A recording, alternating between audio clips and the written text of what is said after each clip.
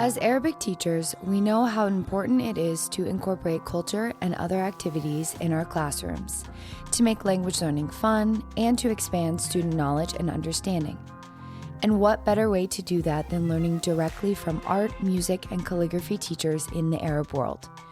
Marhaba, and welcome to All Things Arabic with me, your host, Ustaaza Caroline. In this episode, we will meet Ustaaza Ibtissam, who's connecting classrooms in North America to refugees and teachers in need in Lebanon. While promoting the importance of cultural learning, she also advocates for forging strong relationships between Arabic teachers and the broader community. Ibtissam is a devoted educator for more than 20 years, teaching both French and Arabic to native and non-native speakers. She also serves as a language consultant, a learning design strategist, and curriculum writer for both these languages. Today, she teaches in Texas and is also a winner of the QFI Arabic Teaching Excellence Award. Let's meet Ibtissam.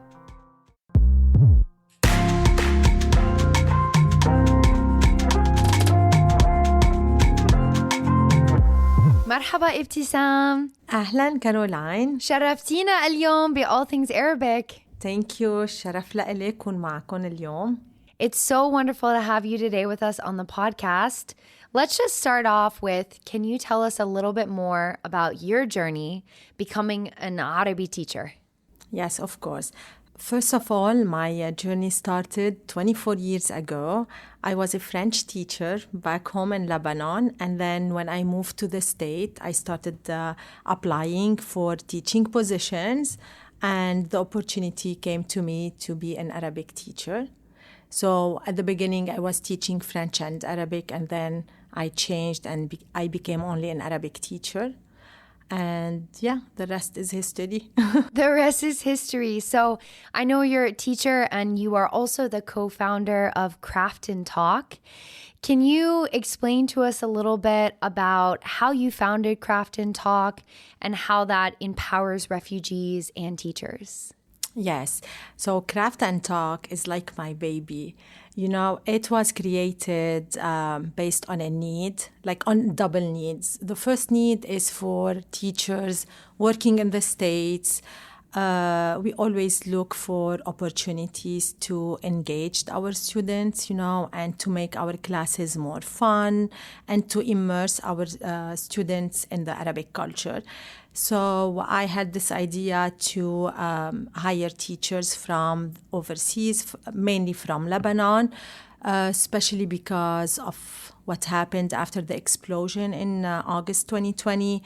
Lebanese people just lost hope, and I was looking for an idea, you know, like another opportunity to give them in order to share their culture and the love of our Arabic culture, the love of art through these sessions. So it's a double need, a need for all the teachers teaching in the States and for all Lebanese people living overseas, just to give them this opportunity to meet their needs and to be able to afford a decent life. So mainly all our teachers are from educational background and they are also artists.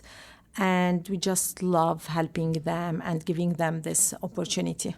That's amazing. I have had the wonderful opportunity to connect one of my classrooms with a calligraphy teacher from Craft and Talk, and it truly was a transformative session for my students. Can you share maybe a success story from one of the Craft and Talk sessions? We love all the work we do with all the students, with all the classes, teachers from all across the States and Canada. We had like many opportunities. I want to thank all the teachers who are really supporting our mission and helping our teachers overseas. We have a lot of nice stories, and I also love the outcome that we are having from all these sessions. We're super happy to see students learning how to play the instruments like darbuka, learning how to do Arabic calligraphy, or just learning the Arabic music and the iqa. All these like are super nice souvenirs to keep from the teachers and from the students. That is a perfect lead-in for my next question. I know that through Craft and Talk and also as a teacher, you love incorporating arts and music and dance and culture and creativity into your classroom. What kind of impact do you see that have on the students as they're learning? Yeah, I mean, what is like a best way to talk about culture?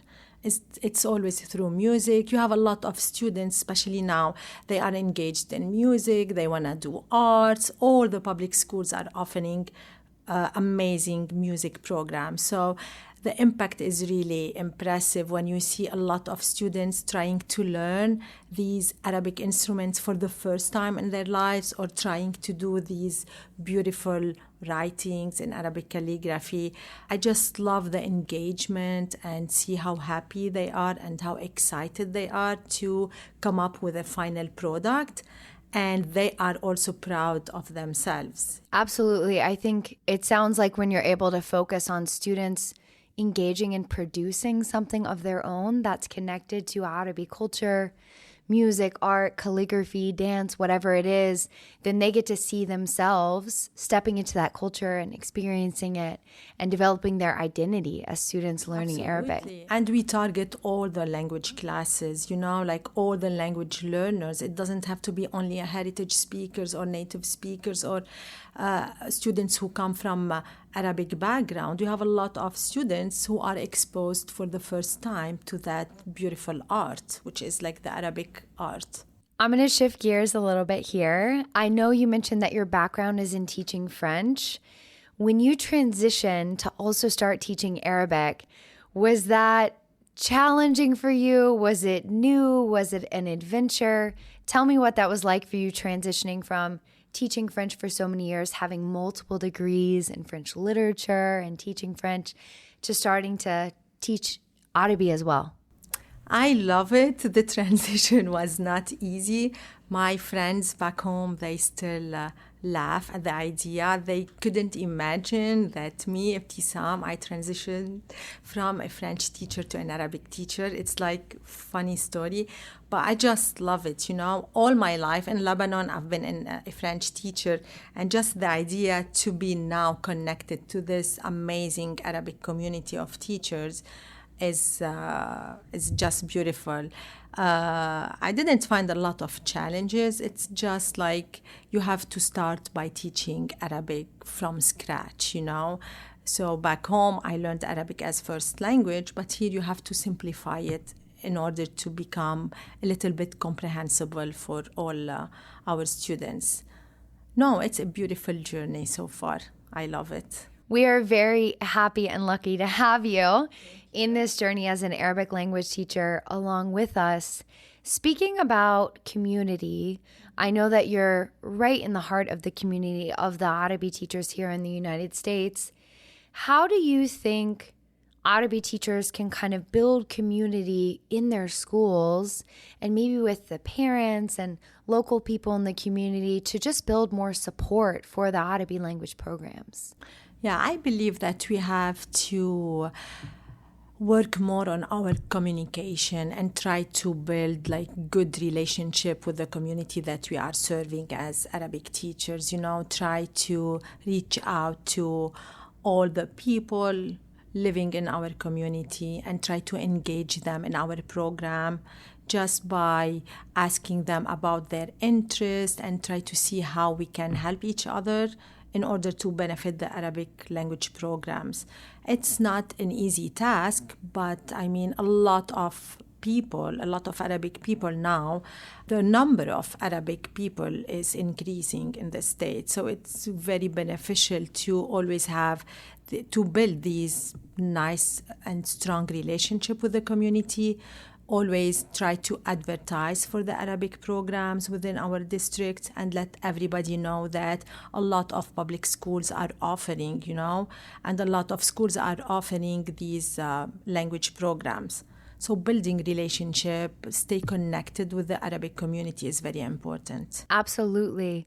I think a lot of teachers and administrators and even students listening can really learn from that lesson of let's see what the community needs are, community interests are, to just wrap community support around these programs. Let me ask you this. thinking back on your 24-year-long language teaching career, are there any moments specifically as an Arabic teacher that you are just so proud of? Like أحلى ذكريات, some of your most beautiful memories or a time that you have from teaching Arabic? A lot of nice souvenirs from my journey, and especially now when we give all these opportunities to our students and we know they come back and they share their stories and their success and how they used the Arabic language beyond the classroom. All these are happy moments for us as language educators.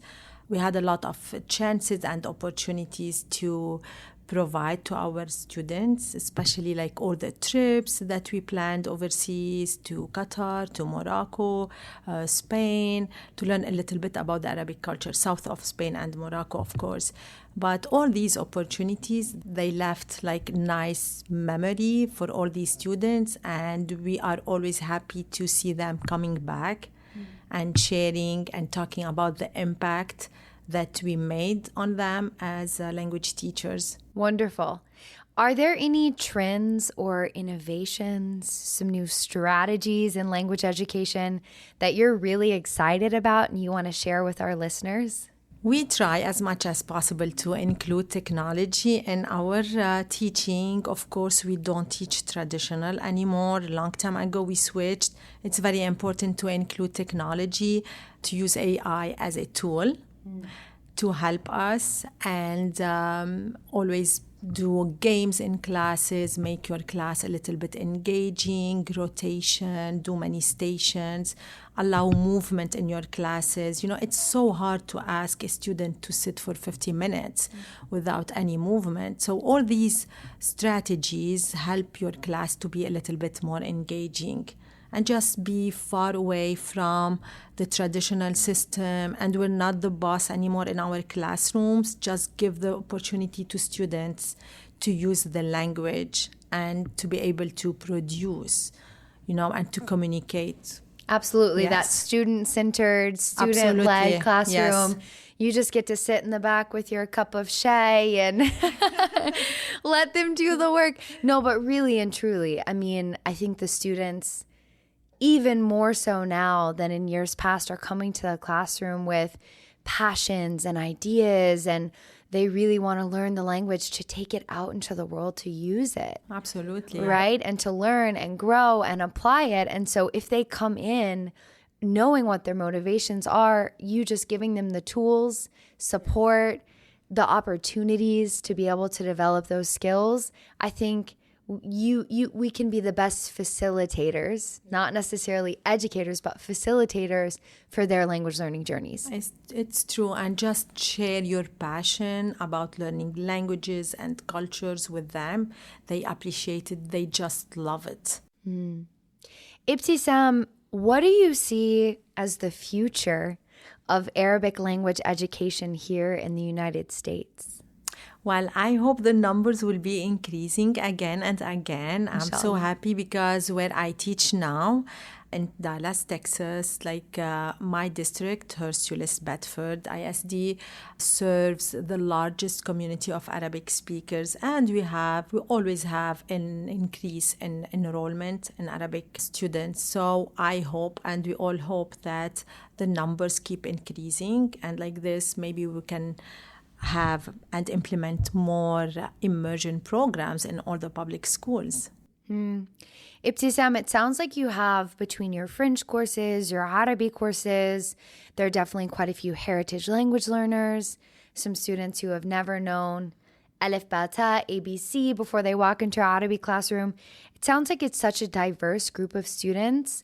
For our teachers listening, do you have any advice for them on how to teach in a classroom that has both the heritage and non-heritage, that diverse group? Yeah, it's very important to accommodate all the needs of our learners in our classroom, because you don't want to embarrass students, or you want to keep motivating everyone. So the more advanced or the heritage speakers, challenge them more, give them more opportunities to practice the language and to use it. And so it's very important to check the level of your students in class and to accommodate all their needs. Wonderful. It sounds like a challenging and yet Yes. a really important step to be inclusive of all of the backgrounds that come into the classroom. I will ask you just a few more questions. You've made such a big impact in the Arabic teaching and learning community through Craft and Talk. Do you have any advice for other Arabic teachers hoping to make a similar impact? Yes, of course. Always look for an idea that you really love and work hard to make it work. And always surround yourself with people that always come with positive ideas and positive vibes and who really support you in your success. So whatever idea you have, you just have to plan it and go for it. Because if you have the passion to make it work, it's gonna be successful. For the final question, this year you were the recipient of QFI's Arabic Teacher Excellence Award. So for the new Arabic teachers who are listening to this podcast right now, what is one tip that you have for them, a strategy maybe to use in their Arabic language classroom? Build nice relationship with your students. I am really blessed to work with my students for 3 years, and the relationship that you build with them is so strong. And teach with passion.